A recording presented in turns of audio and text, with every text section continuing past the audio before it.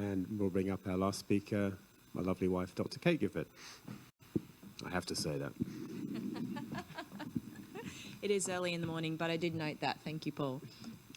So thank you very much for getting up early out of bed this morning and coming to join us, and thank you for Medicon for asking me to give this presentation. I've been tasked with putting this together, and that's become mine and Paul's life work is in putting this together and translating this into practice for clinicians. So this is aimed towards clinicians, but also to anyone who's working within professional education, and for those of you in research in understanding the complexity in translating a vast array of areas of research into clinical practice. Now, what I want to go through is the why, the who, the when, and the how of myopia management in 15 minutes.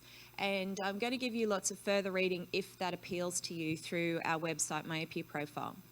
Now, I think we've got a very clear understanding about how myopia is becoming increasingly a pathology and not just a refractive condition. And that's very much one of the purposes of this conference. And from a clinical perspective, I think it helps to understand it like intraocular pressure. We know that low levels of intraocular pressure don't necessarily guarantee a lack of disease. We know that there's a mid-range where things might be okay, they might not. And above a certain level, we know that it's most likely to cause pathology. And we're understanding that that appears to be the issue with myopic diopters as well.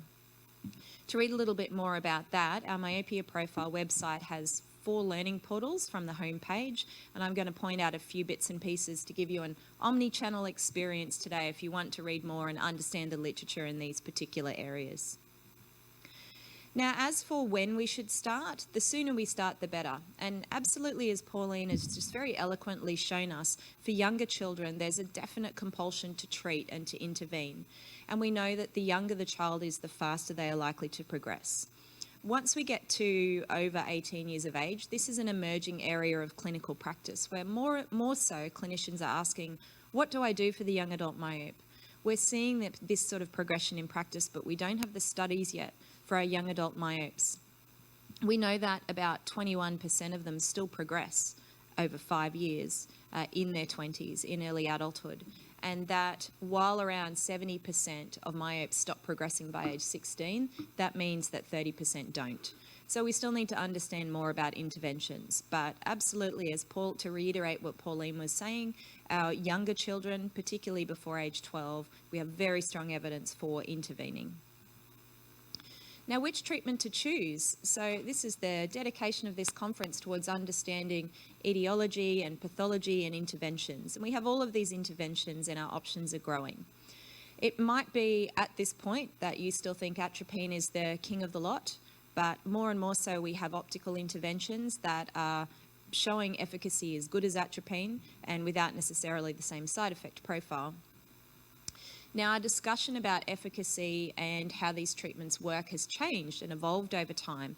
And this is a slide that I used to use 2 years ago with all these crazy percentage rates. And I think you've probably gained the message that percentage makes it very difficult to compare across different studies. It's quite important to look at within a single study, but comparing across studies makes things difficult because of differences in control group age and study duration, for example. So here's a terrible slide I presented 2 years ago that's just very hard for us to understand, let alone for us to communicate to parents in practice. In 2018, this is a slide I presented where we had an efficacy comparison of 16 interventions that showed that the higher doses of atropine had a strong effect, lower dose of atropine, ortho-K and multifocal soft lenses had a moderate effect, and our spectacle lens options had a weak effect. So this was the first study to level the playing field in terms of comparative efficacy of these treatments. So back then, a whole year ago, I was saying until further notice, we can consider low-dose atropine of the appropriate concentration, which appears to be about 0.05%, ortho-K, and our multifocal soft contact lenses to all have similar efficacy of around 50%. And from a clinical communication perspective, that means around half. Around half is an easy thing for a parent to understand, and it clearly communicates that we can't control myopia in total. We don't have 100% efficacy. We can slow things by about half. As we've learnt over this weekend, we've got increasing spectacle lens options as well available for myopia control, and more that are in the pipeline as well. Now, as of this year, we're really starting to understand more about atropine, and that 0.01% atropine isn't the hero of it all. And understanding the correct dosage of atropine, the correct protocol for treatment. I've even seen posters on 1% atropine used once a week. So there's all of these patient-specific factors that need to be considered for us to understand where atropine sits in terms of our protocols for myopia management. And we've also had discussion at this conference and in previous conferences about relative percentage versus absolute reduction. Relative reduction is applying a percentage treatment across potentially an entire childhood. And that may not be as accurate as looking at the absolute reduction, or as Noel Brennan, Mark Bullimore and Sue Cheng have told us about, the cumulative treatment efficacy. Now, because most of our myopia control studies are around 2 years duration, when we get a percentage rate, we're extrapolating 2 years over potentially an entire childhood.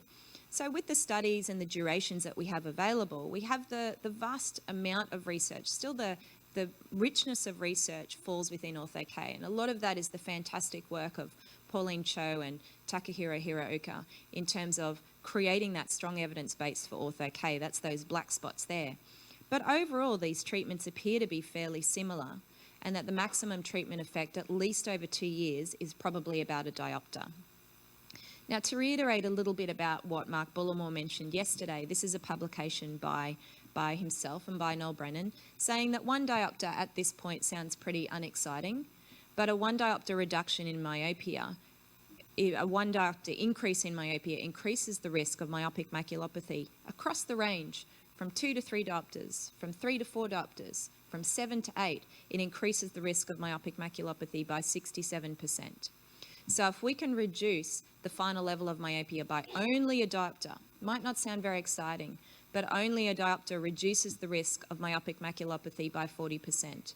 And this helps to give us a strong patient-forward message and public health message in terms of myopia control. So which treatment should you prescribe? In terms of understanding our various treatments and all of these confusing percentage rates, the way that I propose we discuss this with parents and with patients is to say that our current spectacle, that what we should prescribe is anything other than single vision, where it suits the child and where it fits your scope of practice. In Australia, I'm very lucky to have access to all of these treatments, but there are not many primary eye care providers across the world who have access to atropine, for example. So if we are starting with a conversation about myopia control and we're prescribing something other than single vision that suits the child and fits the scope of practice, then that's absolutely the standard of care at this point in time. And in terms of our clinical communication, we can slow progression by about a third with our spectacle lens treatments, and new spectacle lenses appear to show greater efficacy. We can slow progression by about a half with our contact lens options, and with atropine by about a third to a half, depending on the concentration. And that is taking an evidence-based but a simplified message in clinical communication so that we can ensure that parents understand and have appropriate expectations of what can be achieved with myopia management. Now, Paul and I have developed a free online course on our Myopia Profile website. So again, aimed more towards clinicians, but anyone who's interested in understanding how this research translates into practice, this course is freely available and has been built from the content which we've been posting onto the Myopia Profile website. And this course also includes some clinical decision trees. The website includes them as well. They're readily accessible. So Pauline has just presented some very important, an important decision process in terms of thinking about risk versus child age. And I propose thinking about, if you're going to intervene, the first question being, is the child willing to wear contact lenses or not? If they're not, then we can't do any of those wonderful things with contact lenses.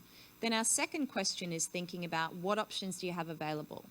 And all of us in clinical practice across the world, if we fit contact lenses, we've got at least one of these options available to us. And then if we want to level up our expertise in myopia management and also ensure that we're creating comfortable visual environments for children, that's when we can bring in the element of binocular vision. So this is explained in greater detail if this is something you wish to delve into a little further. Paul and I have also developed some parent-facing information on mykidsvision.org. because this is a really important part of the cycle. We have to ensure that there is information available to support what clinicians are describing in practice. So a parent doesn't feel like they're just hearing this for the first time just from this person. The more that we build this international awareness, the better it is for all of these myopic children. So we also have a blog that includes guest authors from all around the world and a Facebook page which is parent-facing. Now, to read a little bit more about getting started in practice, I wanted to point out contact lens safety in children, and this was an important message of Pauline's as well. We need to think about what these risks are, and we need to make sure that we aren't too forward in fitting children with contact lenses where perhaps we don't see the benefit or the child isn't ready. So understanding contact lens safety in children is paramount to make sure that we're providing the best clinical experience and evidence-based practice for these children. So to summarise the why, who, when and how of clinical myopia management, the why is that increased myopia carries lifelong eye health risks. We're getting a stronger, more robust appreciation of this over time. When it comes to the who of myopia management, well, that's any myope. So any childhood myope, we need to have this conversation and we need to make these assessments. But we're also starting to understand more about the pre-myope, the child who's not as hyperopic as they should be, the child with two myopic parents, and what we can do to intervene for them from a large public health perspective in terms of prevention of myopia is to educate on visual environment and such risk factors. The when of myopia management is right now. Even if this starts with a conversation, any myopic child, particularly below age 12, is a progressor until proven otherwise. So the sooner you start an intervention, whether that just be an education or an active intervention, the better for the lifelong eye health outcomes for that child. And as for how, we all have at least one option available to us, and we can slow things by about a third to a half. That's a simple clinical message at this point, with anything other than single vision that suits that child and it suits the scope of practice of the clinician. There's a lot more reading to be done. I could go on all day about this topic, as you can probably tell. So in terms of getting started in practice, there's a couple of key blogs that I'd like to highlight that we've written. Managing expectations is very important in ensuring that we are practicing evidence-based medicine. Engaging success in myopia management. Once we've done the fitting, once we've prescribed the contact lenses or prescribed the spectacle lenses, what do we do over the longer term? How do we gauge success? And this is something that clinicians don't have out there in the world right now. So we've attempted to address that gap in understanding what's a normal amount of progression or what's an untreated amount of progression versus what is a treated amount of progression to gauge success. To also ensure that our clinicians understand the full scope of the research, I wanted to highlight, and there's a session that starts at 10:20 today on the International Myopia Institute. The landmark white papers were published just in February this year, which are readily available, and I was the lead author on the Clinical Management Guidelines report. Now, we tried very hard to keep this down to a nice short 12,000 words. 12,000 words, guys. We kept it to 12,000 words, but that's still too long for our clinicians. There's still a lot of work that we need to do as the academic body in myopia to translate this into practice for our clinicians and to see all of these scientific innovations have an effect from a public health perspective. Just a very quick one-slider on the Clinical Management Guidelines report. We haven't even talked about the interventions and how they all work. There's a whole separate paper just on that. The Clinical Management Guidelines report is designed to ensure that the clinician understands the conversations they need to have, the tests they need to do, the elements of the process in myopia management in practice, and not just picking the first intervention, but what happens over time, when to change treatments, when to stop treatments, what to do about rebounds. It also includes a little bit of future gazing as to the things that are occurring in research now that might translate into clinical practice in future. Now, when we started the Clinical Management Guidelines report and when we started the IMI process, which was at the IMC 2 years ago, I had this vision in my head that it was going to be this massive flow chart. Everyone loves a flow chart. Everyone loves colours and arrows, and that it would very clearly delineate where we need to go with the individual patient in the chair. But unfortunately, it didn't turn out that way. And when I was looking for a good example of a terribly complex flowchart, it turned out to be a procrastination flowchart, thanks to Google. We don't want you to procrastinate. We don't want clinicians to sit on their hands and say, we don't know enough. We know enough to start, to just do something. So what this is a clear line in the sand now to the whole eye care profession right across the world, that it's not enough anymore to just prescribe single vision corrections to progressing myopic children, that we need to do something more than that. And more than that might start with a conversation. It might start with monitoring a little sooner, as Pauline said, every 3 or 6 months, or it might mean an intervention depending on the child. There are further useful resources for clinicians. So Contact Lens Update, which is housed out of core at the University of Waterloo, produced a special issue on the International Myopia Institute publications just quite recently. And this includes a summary of each of the papers. So if you can't quite get through the maybe 200,000 words in the IMI reports, it's distilled down to short reports. And there's also a practice reference guide that's been put together, which we did in collaboration with CORE to help translate this for clinicians. And Paul and I have been running a peer discussion Facebook group called Myopia Profile for about 2.5 years now, and it's got over 5,500 members from right across the world.